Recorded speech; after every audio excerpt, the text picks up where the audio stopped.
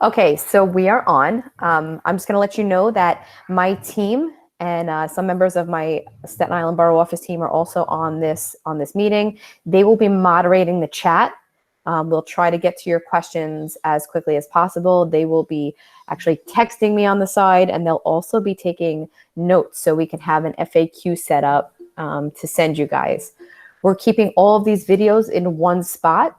Right now, they are on our SIBO resource webpage, which we'll share with you, but looking to migrate over to a YouTube channel. Again, just like everybody else, we're working through this remote experience with you. We're used to doing it on a smaller scale, but we're obviously doing it now on a much broader scale and trying to reach more people. So without any further ado, we're going to get into Classroom and what it looks like from the beginning to starting your assignments. All right. Oh, and also I forgot, Jill will be posting the sign-in sheet in the chat. So make sure you head over to the sign-in form. That'll be for us to be able to send you the resources and the recording from today. So I'm going to share my screen and we'll get started.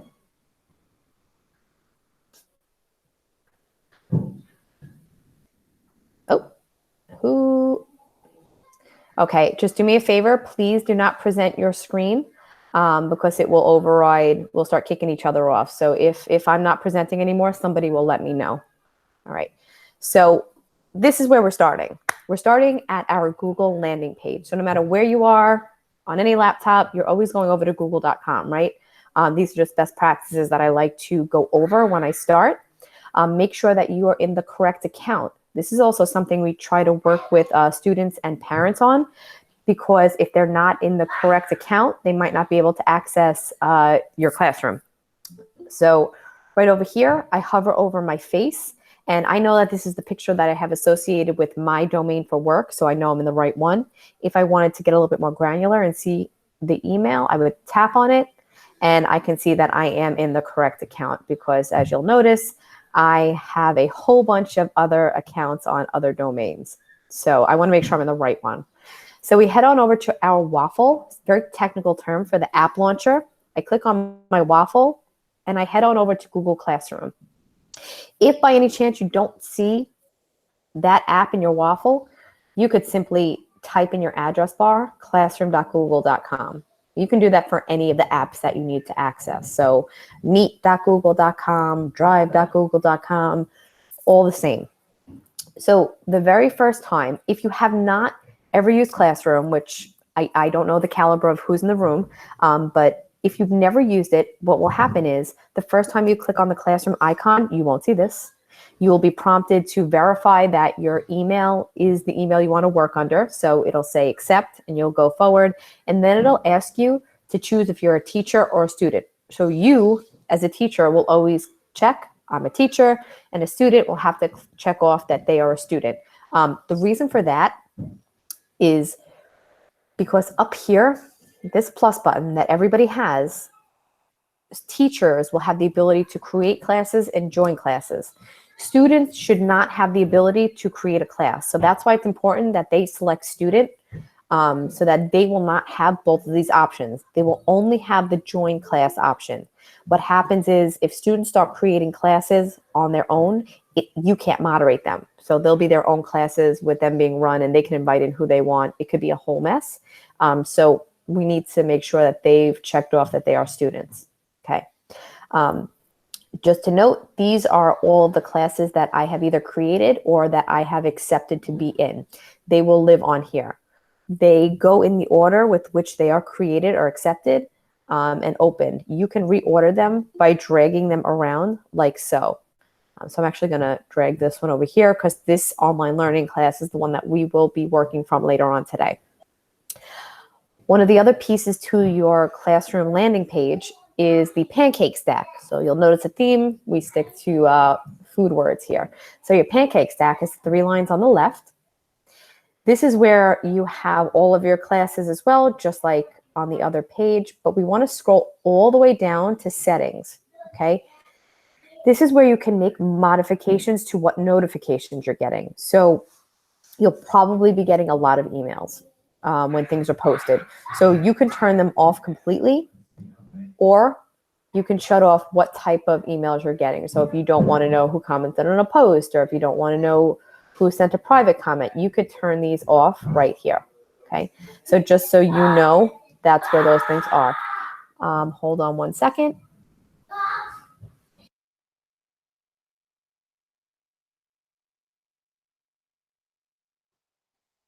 Sorry, this is the beauty of working from home. You have to tell everybody else to not yell. Okay, so I'm going to go back and I'm going to click on my pancake stack and head back over to my classes. We're going to start by creating a class really quick by clicking the plus button up here, and we're going to create the class. We will revisit the join class in a little while, but for now we'll create a class. All right, and this is going to be Jackie's sample class, 2019-2020. We're going to want to be as detailed as possible if we have more than one class this year. Again, section, subject, maybe if you're breaking them up into your subjects. Middle, high school, obviously it'll be content subjects, and room, well, that'll be my kitchen. Okay, and then we click create. This will bring me right into the class that I created. And as soon as it opens up, we will walk through the setup. So this is our landing stream. This is where we land anytime we open up a classroom. You'll see that it is defaulted to a specific theme. You can change these themes at any point in time. So if you come on over here to select theme, you could have it correlate to the class that you're teaching or whatever it is that you like. Again, it's just about the aesthetic component of it. Okay, you can also upload photo of something you want to add here. It could be student work. You'll also notice that under here, there is the class code. So this, hold on one second.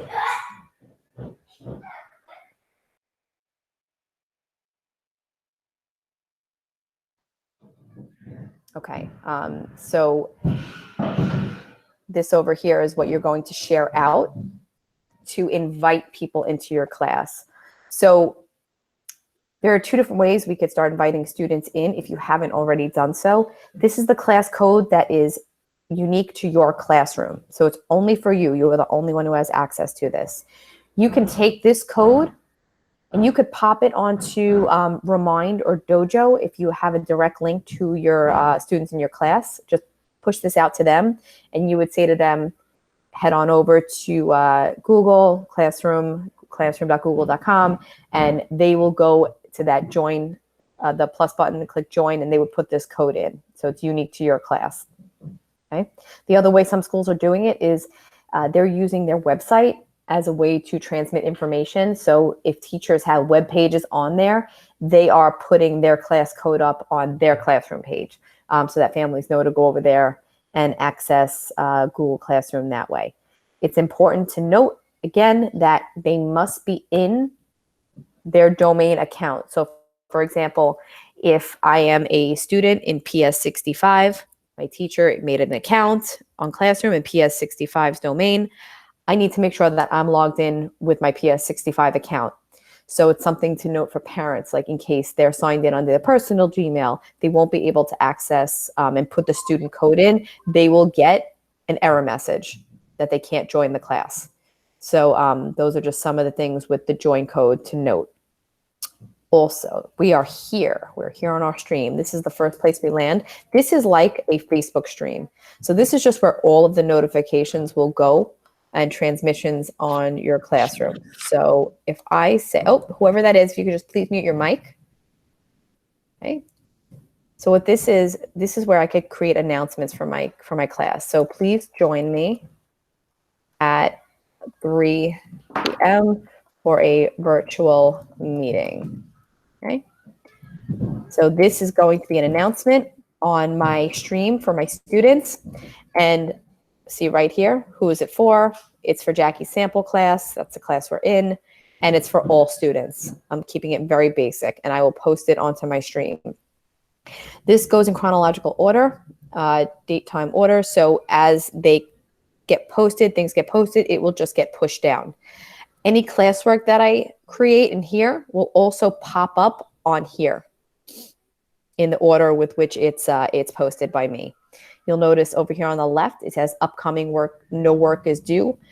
when I start adding assignments into my classwork and adding due dates, this will have information in it. Okay, so I'm going to head on over now to my people tab because I want to stick with the theme of how we're adding students and other teachers into our classroom. So when I click people, whoever's on, if you could just mute your mic, please, that would be great. Thank you so much. So I come on over to people. This is where I could start adding my teachers in. So simply click on the bobblehead with the plus, and I start typing in a name of somebody who I want to be my co-teacher. So I'll invite Brandon in as a co-teacher. And what Brandon will have to do, you'll see his name is grayed out right here. Once he accepts my invitation, this will turn bold and black. Same thing goes true for students. So if I click the plus button, I start adding in. So I'll put in Jill Pasantino. Okay. And I will invite her in. So you could either give students the join code to come into your class and they'll be pulled in automatically, or you can come over here and you can put their emails in and they will have to accept that invitation. Okay. There's two different ways that they can accept that invitation. One is there's a notification that goes into their Gmail and they will accept it and be brought in. If Gmail is not on, which is not a big deal because it might not be on for many, what would be done is I'm going to head back out real quick to my class landing page. So what would happen is same thing for a student and for a teacher. If they're invited into a classroom, they would see this box pop up for this class and they would have a blue rectangle here that says join. So that would be the way that they can join the class. Okay. They would click on that and they wouldn't have to worry about going into their email to retrieve it. So whichever way is easiest for you, you could either join with the join code, which is in the class, you'd share this out, or you would pull people in right through here. And you'll see that Jill has accepted to be my student in the class because I see her picture and she is now bold and black. All right.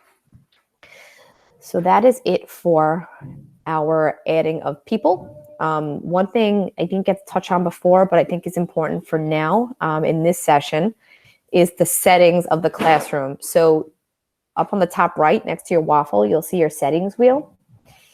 This is where we can change the details that set up our class. So again, I could change the name, all that jazz. And then down here, this is where your class code, like I said, it stays stagnant unless you need to change it for any reason. You probably won't need to reset it, but just know that it's here. Your stream. So what we were just on before when I sent out that notification to all my students, the stream, it is automatically defaulted so that students can post and comment. So that means that they can go on, create a post just like you did and start commenting back and forth. You have the option to disable that. So you could set it so only the teacher can post and comment. You're the only one who could send things out to them. Or you could have it so that students can only comment, meaning I sent you a post just now, you could comment on the post that I made. Okay. You might want to keep it more restricted to start, but that's entirely up to you.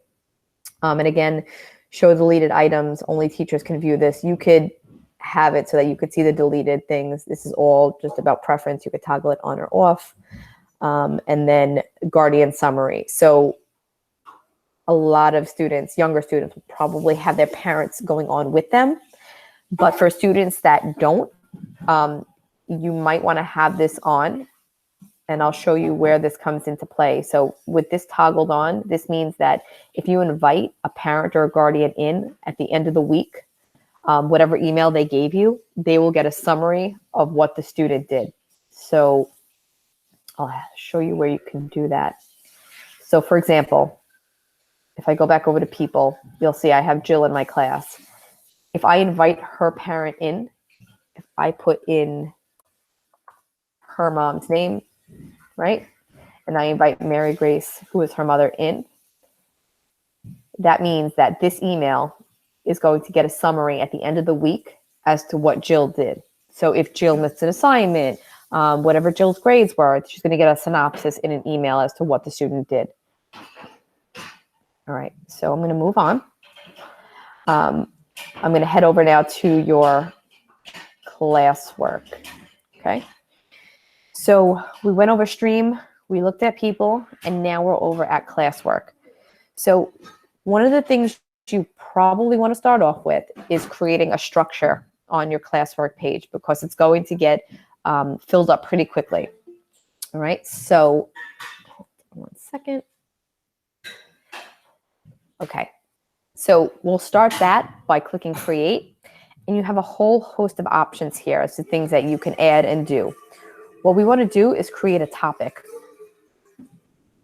Okay, and the topics are these big bucket titles. So one I'm going to put in is I'm going to call it our video conferencing.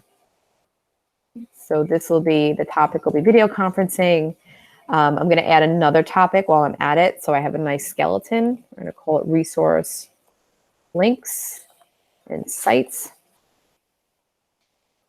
And then we'll do math assessments. All right. So what you'll see is I created these topic headings, okay? And what I'll do is I want to rearrange them, because I think that it's important that I have my video conferencing up top. So all I have to do, oops, let me go back. I'm sorry. Jordan, can you not talk right now, please? Okay. What I'm going to do is I'm going to just grab this and I'm going to pull it up and just rearrange the way this looks. I'm also going to grab resource links and I'm going to drop it right here. Very simple. It used to be that you would have to come over here on the 3 dots and move up and down, but you actually don't have to do that anymore. You can just do drag and drop. But while we are over here, these 3 dots right here, the little grapes, this is where you could rename a topic. So if you made it by accident, or if you need to just make any changes to this particular thing, you can click rename. And if you want to delete it altogether, you can just delete. All right. The reason for this is that you're going to have a lot of assignments, and it can be overbearing to look at them all in one shot on this page. Over here on the left, you see where it has the topic separated. You can click on, let's say I click on video conferencing. It will show me all the video conferencing assignments and links that are there. I have nothing in there right now, so I won't see anything, but I'll come back over once I add to it. All right. So I'm going to create right now. I'm going to create material. So material, you'll notice, has this icon. This is the material icon. Material are usually things that, like websites you want students to go to, the video hangouts that you want students to click on, maybe a Google form that you're using as a sign-in sheet that's going to stay the same. These are things that are going to stay stagnant, and you just want people to visit and do consistently. So this one I'm going to call it March 20th, 2020 video link. Okay. So I'm going to do this kind of as, you know, we're going to do this together. So I'm creating the material and I'm creating the video link along with you. So I'm going to open up another tab and I am going to click on my waffle. And I want to create a video link for my students to be able to join later. So I find the meet icon. Okay. And I am going to click join or start a meeting. And I'm going to call this March 20th, March 20th meeting, 3 o'clock. Keep myself organized. Did I put something? Oh, that. I'll just leave it like this. And we click continue.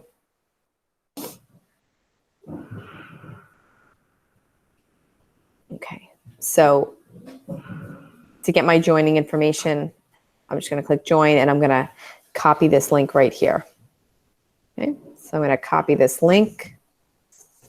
There's a million different ways you can do it, but this is the way I like to do it. I copy that link and then I come over to back to my classroom where I created that material and I say, please click on the Google Meet link below to join the class session.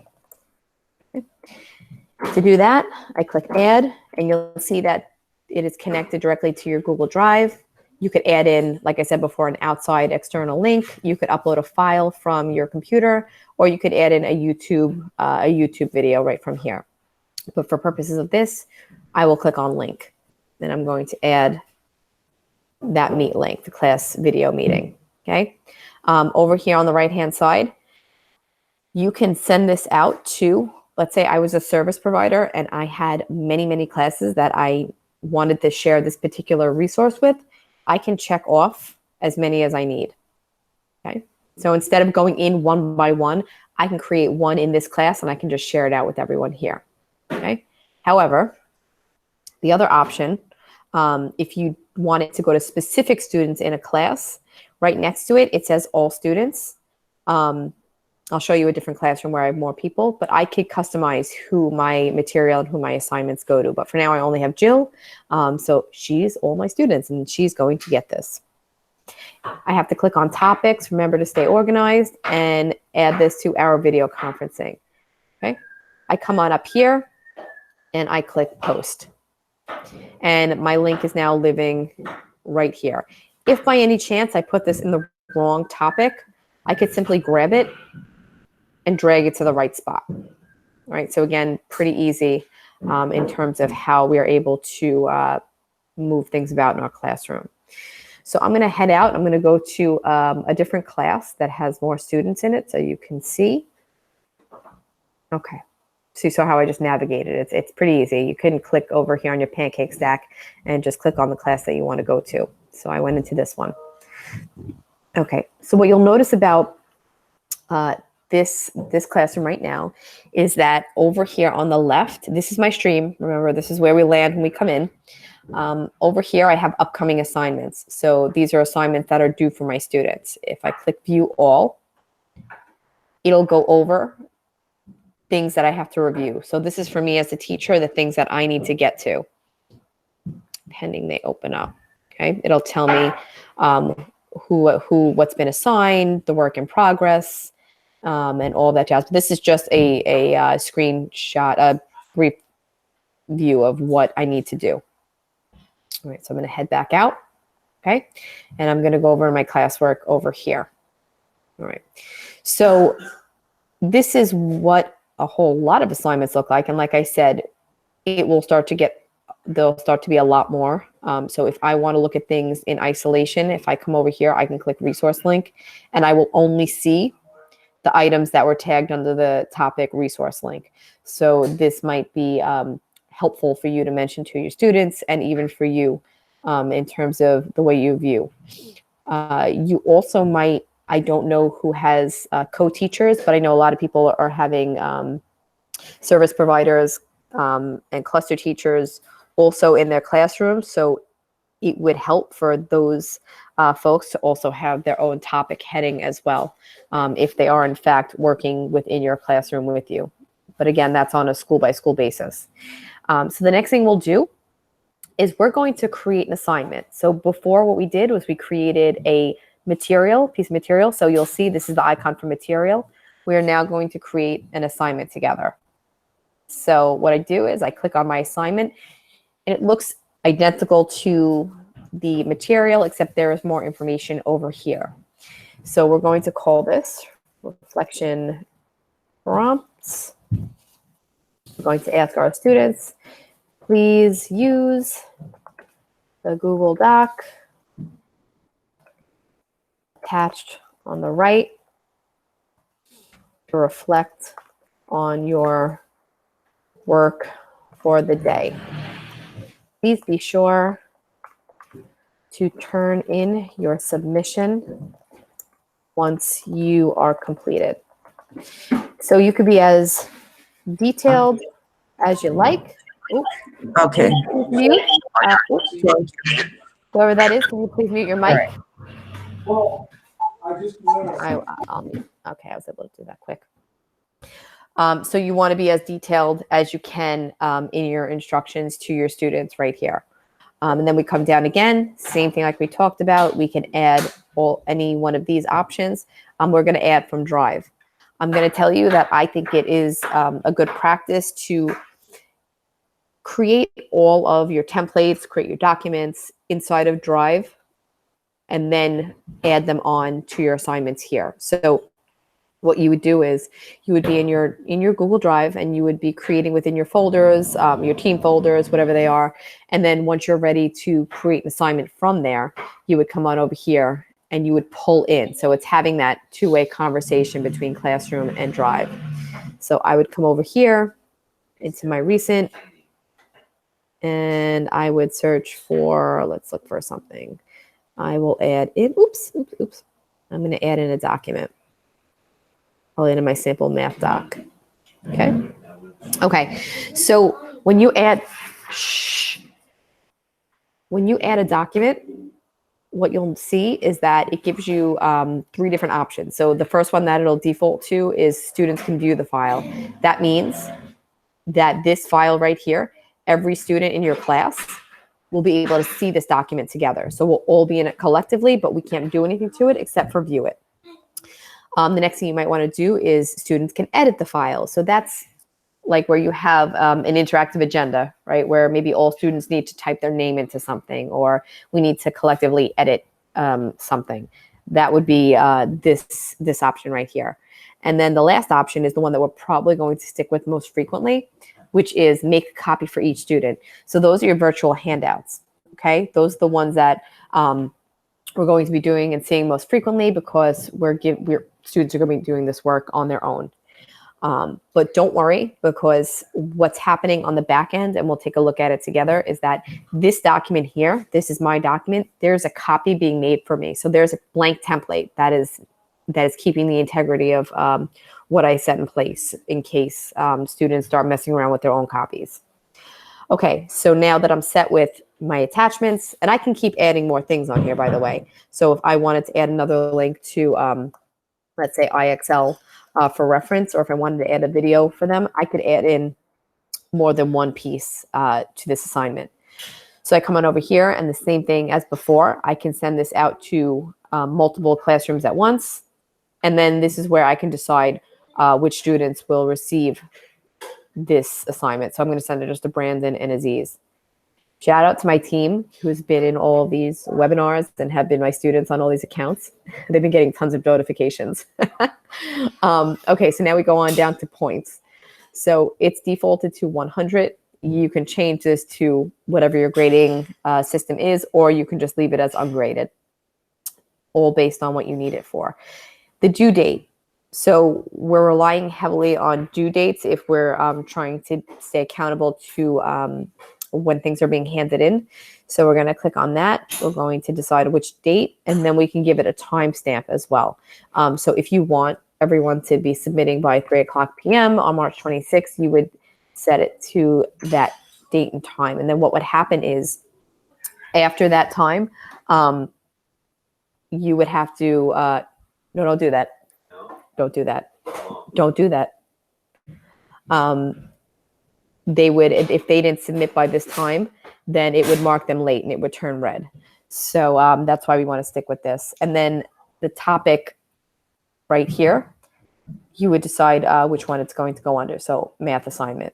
Okay. And then we're not going to touch on this today because I'm going to do that in a different session, but creating rubrics and working on the originality report, which will help you with students who are actually doing papers, and it'll give you originality reports and support you there. So next thing I can do is I can just go on and assign this to everyone by clicking here, or I could schedule it. So if I want to create all of my assignments for Mondays, I want to do a specific prompt, what I would do is I would click schedule, and I can set the time and date for my assignments to go out. Okay. Can you show us about the rubric, how to set it up? I'm not doing that in this session today because I'm just going to go over the basics, but I'm going to set up another webinar going over just the rubrics. Okay. Okay. Thank you. You're welcome. All right. So then we click assign, and it gets sent out to all of my students. Okay. Give it a second. So on my students' end, what's happening is if they're live with me right now, their screen should be updating, and they should get a little banner on the top of their classroom that says your stream has been updated. If not, they can just simply refresh up at the top where your reload is, and it should pop up. Okay, I mentioned this earlier too. What I like to do is I have a bunch of email accounts, so I sometimes I put myself as a student into some of my accounts to be able to view the assignments as a student. It just helps me with my practice. Also, another good thing is to have a buddy teacher join your class, and then you join their class. So again, that's another way for you to see what it looks like from the student perspective by being a student in other people's accounts. Okay. So moving along, let's see, just to have a look into what the assignments look like, I will go over here. Okay, we'll go into my media. This was an assignment that I pushed out to my students the other day. So this is just a snapshot. 1 second, everyone, just hold.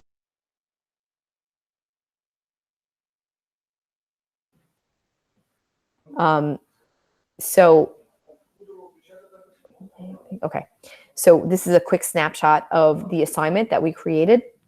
I could see here that 0 turns it in and 0 are assigned. The reason for that is because they didn't turn it in, but I graded them anyway. But to view the assignment, you click view the assignment, and this is what the back end looks like. So when you assign something to your students, you will see them in real time. Okay, so you push these out to them, you'll be able to go into their work and see what they're working on. So if Aziz is in fact on this document right now, I would be able to go in and see what he is doing in real time. Okay. Let me go into one that I did not grade yet. Let's see. I'm going to go into my reflection journal. Okay. So reflection journal. This is 0 I've turned in, but it was assigned to my 4 students. They're all right here. Pretty simply, when I want to give them a grade, I can add their grades in right here, right? Or I can go into Brandon's work, right? So I can go into any of my students' work while he's adding in his information into this document. I could private message him. Please be sure to change your math measurements. And I will post that to him. So these are private comments that are going back and forth between Brandon and I. And then this is where I could give him his grade and return it to him. Okay. What students will see, the student view, they see this, but their top right will say turn in. Okay, so that's their portion of it. So again, like I said, it will look different on the teacher view versus the student view. Okay, so I could give him his grade this way, or I could have given him his grade over here. Either way, there's a whole bunch of different methods to getting to the same endpoint in Google. So I'm going to return his work to him. Okay, and what you'll notice now, after I came out of Brandon's work, is that private comment is now living right here. Okay, so I could private comment him. I could private comment him in his assignment, and it'll live right here. Or I can also click on his name, and I can message him here as well. Great job making those changes. And I'll send it. If you want to give a general message to the class about an assignment, what you would do is, again, we're still in this assignment. You could tell because you see everyone's work right here. Instead of it being in student work, you'll head on over to instructions. And this is a class comment. So this would be if you noticed everybody was making the same mistake, or if there were any issues on this assignment, you can tell them to please be sure to make the changes necessary on your docs. And you would do the class commenting right here. So you have private commenting that can be done on each student's work, and then you have the overall class commenting that could be done when you click on instructions. Okay, so it is 1:41. I'm going to pause for a moment, and I'm going to I'm going to see if there are any questions that we haven't already gotten to, or maybe answered so far, from my team. So they're either going to text me or they're just going to jump on and ask the questions. Jackie, Tracy was having an issue about adding all students, giving them a copy. The option isn't available. She deleted the assignment and now she's trying again and she's still not successful. Tracy, you know what? Sometimes you just need to, like Jill just said, you need to just delete the assignment or whatever it is that you're doing, refresh your class, and then do it again. Okay, you have to make it an assignment though. Jackie, do you also want to talk about cluster teachers and also related service providers? We were talking about that yesterday, if they should be added to the classroom or not. So that's up to you and your school. We've been having many conversations with principals on what they want, what they don't want. But you can, under people, add in your cluster teachers and your service providers here. The idea is that, let's say a service provider let's say you have an E&L push-in teacher. You could have them living on here as a teacher, and then when they go to create assignments, right? They're creating assignments specifically for their students. They can just choose.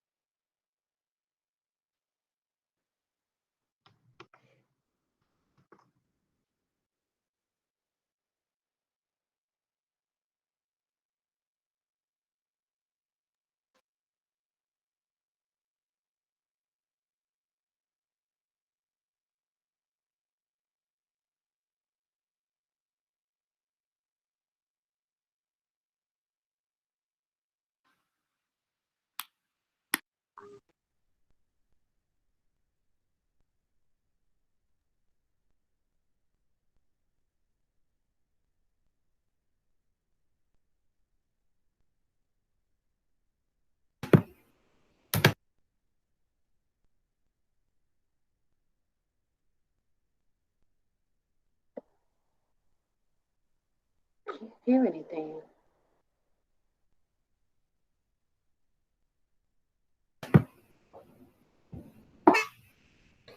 Wow, gone.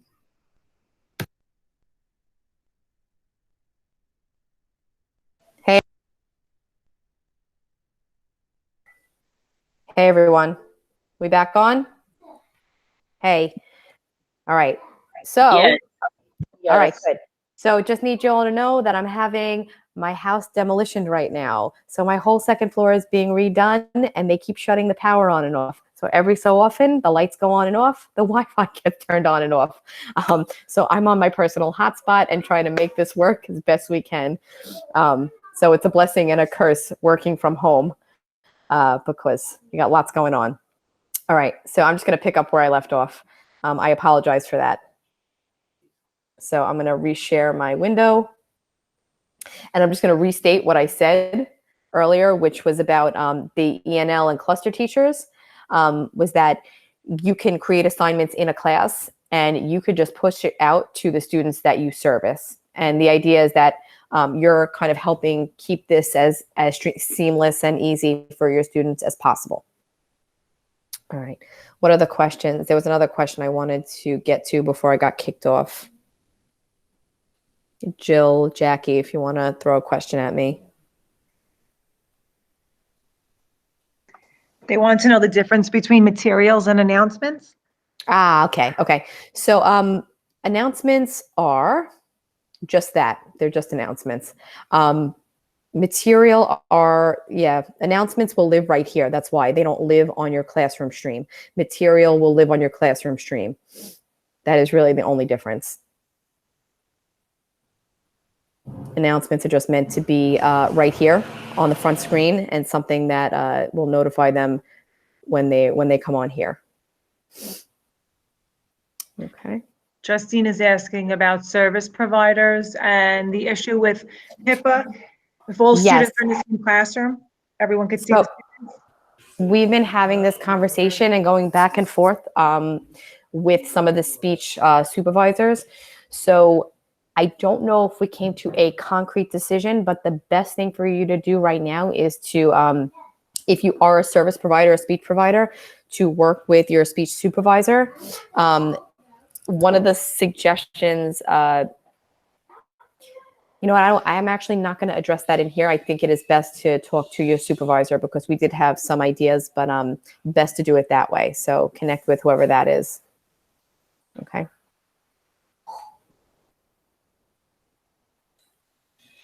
All right. Any other questions?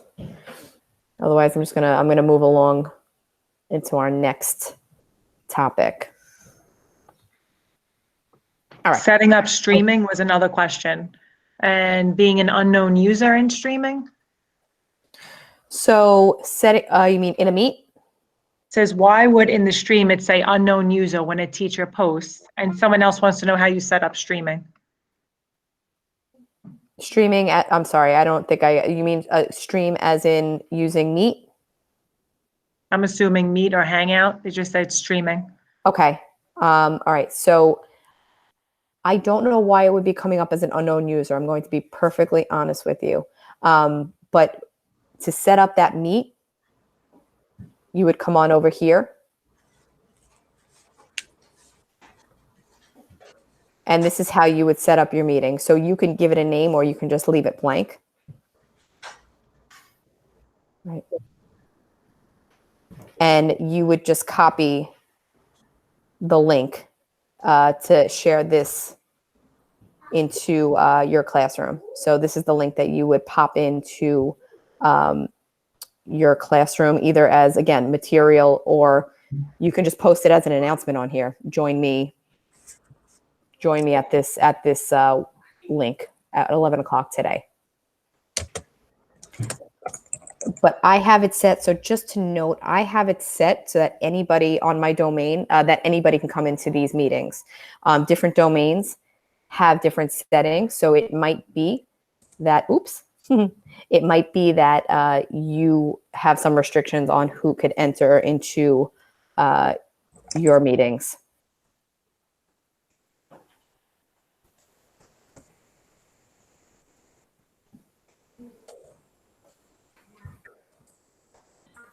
All right, Jill, Jackie, we got any other questions popping up? Do you want to just show them how you hit record? And I know you said before, you have to be able to record based on your domain, right? Yep. So I'll do that real quick. So head on over to my waffle again. And we're going to go on over to Meet. I click join. I click continue. Very meta right now, myself recording. Okay, so I click join. And what I would do to record my meeting is I would click on the three dots at the bottom and you would just click record meeting right up here. Okay. And then what happens is there's a folder being created in your drive. So in your Google Drive, this is speaking to it. A folder is being created called Meet Recordings, and all of these recordings that you're doing are being saved in there. So you would share them as you would share a regular document, a link with somebody else. Okay. The other thing about this is that you can also turn on closed captioning for yourself. You might want to tell students that they have the option to put closed captioning on their screens. So if they want to follow along that way, they'll see what you're saying right here. So you should probably be able to see this on my screen right now. All right. So I'm going to end this meeting and head back over to our meeting.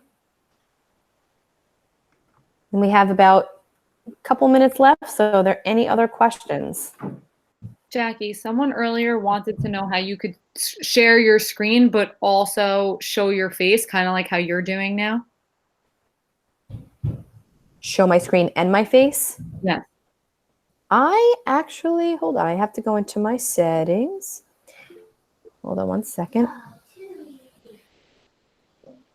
Let me see. I actually don't. You know what? I've never done it like that before, where you can see because you see my screen right now, right? You don't see my face? I see your screen, but I also see your face, but only like on the The side. top right. Yeah, the top right. The only thing you can do on your screen right now is in the settings, when you come on over here, you could change your layout. So you could change the way it looks. That might change the way the faces come up. But again, that is the only way I know to change the way people look on here. So I don't know if I answered your question, but if you find out the answer to it, please do share it with us. I would appreciate it. All right. Any other questions? Oh, please fill out the attendance. So if I believe Jill or Jackie has that form, I think Jill has it. If she could just pop it back in, just fill out the attendance. It'll be so that we can send you the recordings, and we can send you anything else that we need to send. Can you? Okay, I'm going to stop presenting right now.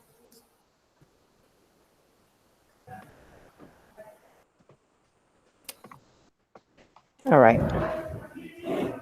Any other questions? All right. All right, everyone. So that was a lot. Oh, yep. So sorry, somebody had a question about Envisions. For the Envision Google Classroom Sync, if the students already had logins from the Pearson Easy Bridge, will it change the students' credentials they had already? That is a question I don't know the answer to. It was something that was asked at the beginning of the year, and I'm not 100% sure. Maybe that, Jill, do you know that question, the answer, or does Chris know the answer to that? Okay.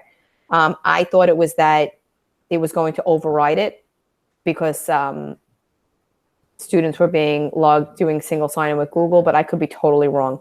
So I don't know that answer. If I get We it, could send it to Envisions. Yeah, let's do that. Okay.